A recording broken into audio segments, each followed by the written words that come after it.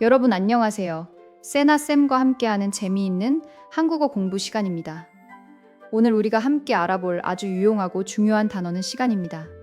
시계 바늘이 바쁘게 움직이며 흘러가는 바로 그것을 말하지요. 우리 삶에서 정말 소중하고 없어서는 안 될 개념이랍니다. 이 단어는 하루가 하루로 채워지는 매 순간을 의미합니다. 약속을 하거나 길을 갈 때도 우리는 이것을 지켜야 해요. 늦거나 이르면 상대방이 아주 곤란해질 수 있습니다. 그래서 한국인들은 이것을 아주 중요하게 생각한답니다. 친구와 맛있는 점심을 먹기로 약속을 잡을 때가 많지요. 그럴 때 우리는 몇 시에 만날지 약속을 정하게 됩니다. 바로 그때 약속한 그 순간을 이것이라고 부른답니다. 정말 일상생활에서 매일 쓰이는 아주 쉬운 단어지요. 이번에는 이 단어가 들어간 아주 쉬운 대화를 해볼까요?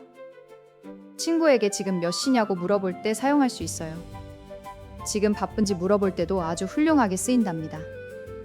대화를 나누며 자연스럽게 이 단어를 익혀보세요.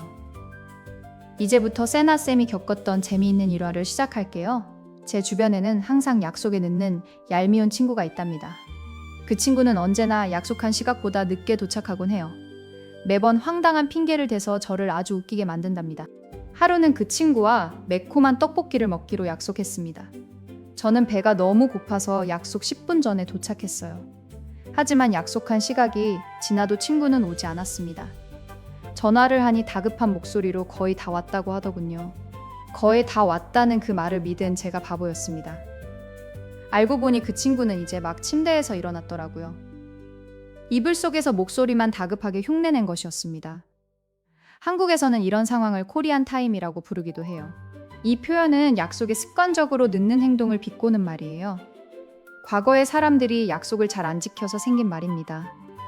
하지만 요즘 한국인들은 약속을 아주 잘 지킨답니다. 오직 제 친구 같은 특이한 사람들만 늦는 편이지요. 아무튼 그날 친구는 결국 1시간이 지나서야 나타났어요. 헐레벌떡 뛰어와서 미안하다고 싹싹 빌며 애원했습니다. 화를 내려다가도 그 우스꽝스러운 표정에 웃음이 나왔지요. 결국 제가 좋아하는 맛있는 떡볶이를 얻어먹었답니다. 이 지독한 버릇을 고치기 위해 저는 작전을 세웠습니다. 다음 약속 때는 일부러 가짜 시각을 알려주기로 했지요. 실제 만나기로 한 시각보다 1시간 빠르게 말했습니다. 친구가 정각에 오기를 간절히 바라는 마음이었어요. 드디어 대망의 약속 날이 밝아와서 무척 설렜습니다. 저는 원래 만나기로 했던 시각에 맞추어 출발했지요. 머릿속으로 친구가 당황할 모습을 상상하니 신이 났어요. 이번 작전은 정말 완벽하다고 스스로 칭찬했습니다. 그런데 약속 장소에 도착하자마자 깜짝 놀라고 말았어요. 놀랍게도 그 늦둥이 친구가 먼저 와서 앉아있더라고요. 심지어 저를 보더니 왜 늦었냐며 크게 화를 냈습니다. 친구는 제가 가짜 시각을 알려준 줄 전혀 몰랐던 거죠. 친구의 시계는 1시간 빠르게 맞춰져 있었던 셈입니다. 억울하지만 제가 약속에 늦은 꼴이 되어버렸어요. 미안하다는 사과를 제가 하게 될 줄은 꿈에도 몰랐지요. 결국 그날은 제가 친구에게 달콤한 커피를 샀답니다. 그 일 이후로 저는 시계의 마법에 빠지게 되었습니다. 만약 세상을 내 마음대로 조절할 수 있다면 어떨까요? 과거로 돌아가거나 미래를 엿보는 상상을 해봅니다. 정말 흥미진진하고 가슴 떨리는 상상이 아닐 수 없지요. 만약 타임머신이 있다면 여러분은 어디로 가고 싶으신가요? 저는 어릴 적 아무 걱정 없던 시절로 가고 싶어요. 매일 골목길에서 소리를 지르며 뛰어놀던 때 말입니다. 그때의 순수했던 제 모습이 너무나도 그리워집니다. 아니면 시험 문제를 미리 알고 미래로 가는 건 어떨까요? 다음 주에 나올 복권 번호를 미리 보고 오고 싶네요. 그런 상상을 하니 저절로 입꼬리가 올라가고 즐겁습니다. 하지만 이런 상상은 너무 허황되고 쓸모가 없지요. 오히려 현재의 순간에 집중하는 것이 더 현명한 방법입니다. 지금 흐르는 이 짧은 순간들이 모여 미래가 되니까요. 엉뚱한 상상을 멈추고 제 방을 청소하기로 결심했습니다. 빗자루를 들고 바닥을 구석구석 쓸어내기 시작했지요. 청소를 하다가 낡은 서랍 구석에서 무언가 발견했습니다. 그것은 고등학교 입학 기념으로 받았던 손목시계였어요. 오랜 세월 동안 건전지가 다 닳아서 멈춰 있었습니다. 먼지를 털어내니 옛 추억들이 새록새록 떠올랐지요. 고장난 줄 알았던 시계를 살려보고 싶어졌습니다. 그래서 저는 곧장 동네 시계 수리점으로 발걸음을 옮겼지요.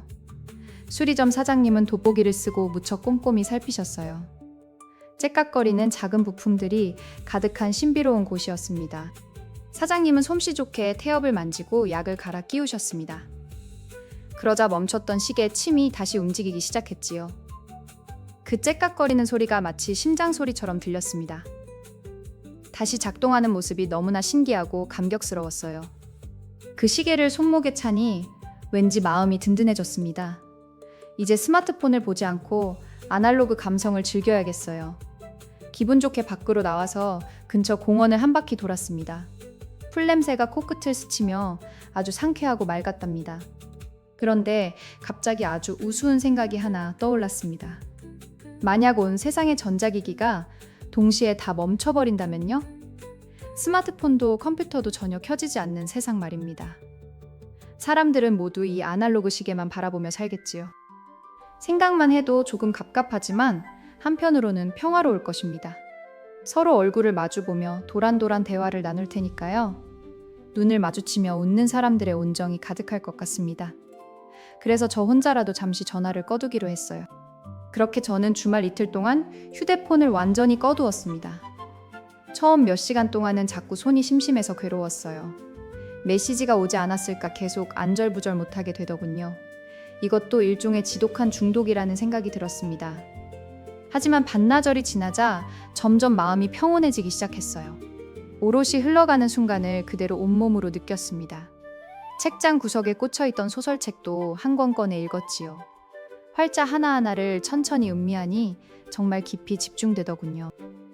이어서 따뜻하고 향긋한 차도 한 잔 가득 끓여 마셨습니다. 차가 우러나는 동안의 그 고요함이 무척이나 달콤했지요. 기계음이 사라진 방 안은 고요함으로 가득 채워졌습니다. 마음의 때가 씻겨나가는 기분을 만끽했어요. 그렇게 이틀을 무사히 보내고 마침내 월요일 아침이 왔어요. 드디어 기대하던 휴대폰의 전원을 조심스레 켰습니다. 과연 어떤 엄청난 연락들이 와 있을지 가슴이 콩닥거렸지요. 혹시 100통의 메시지가 쌓여 있으면 어쩌나 걱정했어요. 하지만 화면에는 단 하나의 연락도 와 있지 않았답니다. 광고성 안내 문자조차 저를 철저하게 외면해버렸더군요. 심지어 그렇게 늦던 친구마저 저를 찾지 않았습니다. 혼자만의 착각에 빠졌던 제가 너무나 민망하고 부끄러웠지요. 세상은 저 없이도 아주 평화롭게 잘 굴러가고 있었습니다. 조금 허탈했지만 동시에 묘한 해방감이 밀려왔어요.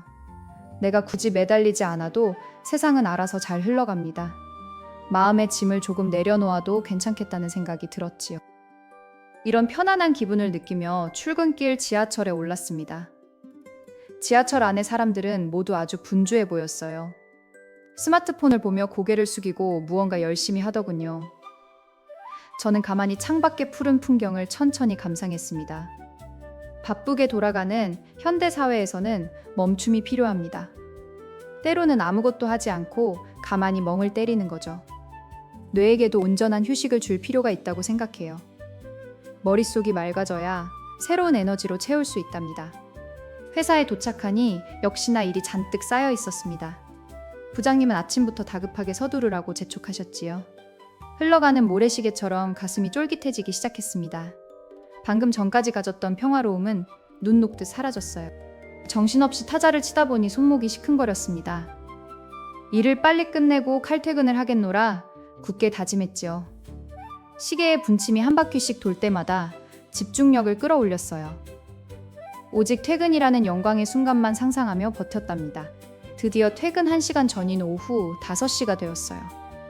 이 시각만 되면 다들 엉덩이가 들썩들썩 들뜬답니다. 시계 바늘이 조금 더 빨리 돌았으면 좋겠다고 생각했어요. 째깍거리는 소리가 유난히 더 느리게 느껴지는 순간입니다. 마침내 정각 6시를 알리는 신호음이 울렸습니다. 저는 가방을 재빠르게 챙겨들고 밖으로 탈출했지요. 노을이 붉게 물든 거리가 너무나도 아름답게 보였습니다. 지친 하루 끝에 만나는 단비 같은 황금빛 순간이에요. 퇴근길에 어쩌다 또 그 늦둥이 친구를 마주쳤습니다. 이번에는 커피 한잔 하자며 길가 카페로 들어갔지요.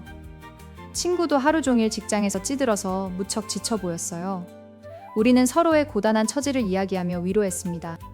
그런데 그 친구가 갑자기 심오한 표정을 지었습니다. 우리에게 똑같이 주어진 24시간에 대해 말하더군요. 누구는 부자가 되고 누구는 제자리 걸음인 이유가 뭘까요? 갑자기 무거운 질문을 던져서 저를 깊은 고민에 빠뜨렸지요. 저는 친구의 어깨를 토닥이며 씩 웃어 보였습니다. 너무 무겁게 생각하지 말고 일단 지금을 즐기자고 했지요. 지금 이 순간 친구와 수다 떠는 것도 엄청 소중하니까요. 맛있는 커피 한 모금에 모든 걱정을 가볍게 털어냈습니다. 다음 날 아침에는 일찍 일어나 조깅을 하러 나갔어요. 새벽의 공기는 맑고 차가워서 정신이 번쩍 들었답니다. 이른 시각부터 열심히 달리는 사람들이 아주 많았어요. 부지런한 그들의 모습을 보며 건강한 자극을 듬뿍 받았지요. 우리가 아침에 일찍 일어나는 것은 참 힘든 일입니다. 하지만 하루를 조금 일찍 시작하면 마법 같은 일이 생겨요. 조용히 생각할 수 있는 나만의 소중한 공간이 생기지요. 여러분도 내일 아침에는 알람을 조금 앞당겨 보세요. 저녁에는 따뜻한 불빛 아래에서 소소한 일기를 씁니다. 오늘 보낸 순간들을 하나씩 기록하며 되돌아보지요. 사소한 일기장이 소중한 보물처럼 소중하게 다가옵니다. 삶을 더 깊고 풍성하게 만드는 마법 같은 도구랍니다. 가끔은 아무 생각 없이 밤하늘의 별을 올려다봅니다. 끝없이 넓은 우주를 생각하면 제 고민은 아주 작아져요. 흘러가는 찰나의 순간들이 모여 영원히 되는 거겠지요. 자연의 위대함 앞에 숙연해지는 기분이 들곤 한답니다. 가족들과 함께 나누는 저녁 식사 시간도 참 소중합니다. 맛있는 찌개 냄새와 함께 피어나는 웃음꽃이 가득하지요. 어릴 때는 이 고마움을 미처 알지 못하고 자랐습니다. 이제야 곁에 있는 사람들의 소중함을 조금 알 것 같아요. 매 순간이 다시는 돌아오지 않는 소중한 보물입니다. 흘러가 버린 강물처럼 과거는 결코 잡을 수 없지요. 그렇기에 우리는 매일을 더 뜨겁고 활기차게 살아야 해요. 오늘 바로 지금이 우리 생의 가장 젊은 날이랍니다. 주말에 혼자서 조용한 미술관을 가보는 건 어떨까요? 예술가들의 혼이 담긴 작품들을 천천히 감상해 보세요. 그림 속에 멈춰있는 순간들이 깊은 위로를 줍니다. 바쁜 일상에서 벗어나 마음을 채우는 아주 좋은 방법이죠. 때로는 추억이 깃든 옛날 사진첩을 꺼내보기도 합니다. 촌스러운 머리 스타일을 한 제 모습에 빵 터졌어요. 함께 깔깔대며 웃던 그 시절 친구들이 몹시 보고 싶네요. 조만간 먼저 연락해서 밥 한 끼 사야겠다고 결심했습니다. 이번에는 아주 재미있는 상상을 한 번 더 해볼까요? 만약 하루가 24시간이 아니라 48시간이라면요. 너무 길어서 오히려 지루하고 쓸모가 없을지도 모릅니다. 무엇이든 한정되어 있기에 더 소중한 법이니까요. 우리가 매일 사용하는 단어들 속에도 이것이 가득합니다. 한가하다거나 바쁘다는 표현들이 모두 이것과 통하지요. 일상 속에 깊숙이 스며들어 있는 소중한 가치들입니다. 오늘 배운 것들을 마음에 꼭꼭 새겨두셨으면 좋겠어요. 한국어 공부를 할 때도 조급하게 서두를 필요가 전혀 없어요. 매일 꾸준히 한 문장씩 익히다 보면 눈부시게 성장합니다. 조금 늦더라도 포기하지 않고 걷는 발걸음이 중요해요. 세나쌤이 여러분의 그 위대한 여정을 늘 응원할게요. 오늘 열심히 공부한 여러분 모두 정말 대단하고 멋집니다. 흘러가는 매 순간을 소중하고 보람차게 보내시길 바랄게요. 세나쌤이 늘 여러분의 아름다운 도전을 응원하겠습니다. 그럼 여러분 모두 유쾌하고 즐거운 하루 보내며 안녕!